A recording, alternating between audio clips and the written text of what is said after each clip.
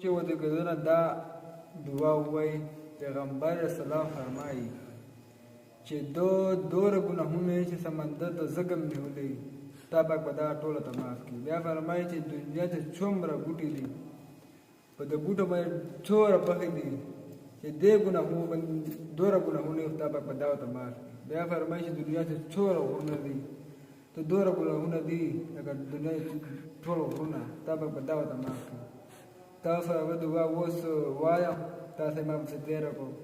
دعا داسې ده: استغفر الله الذي لا اله الا هو الحي القيوم واتوب الیه. تاسو زه په سکرین شیر کوم. خو الله پاک فرمایي چې جو کوم ما حدیث واوري او نور مسلمانانو ته شیر کړي دا ما صحیح امتي ده. دوستانو عزیزانو دا ډېره اساس خبره چې یو مسلمان سړی ګناهونه ډېر زیات دي، ګناهو په دغه دعا باندې معاف کړي دي. دا یو مسلمان ته تاسو شیر کوو چې کوم مسلمان په دې کلمې نه خبر نه ده. دا دعا تاسو به شیر کړئ، الله به ګناهونه معاف کړي، تاسو ته به الله تعالی ډېر اجر په درکړي. جزاکم الله احسن الجزا.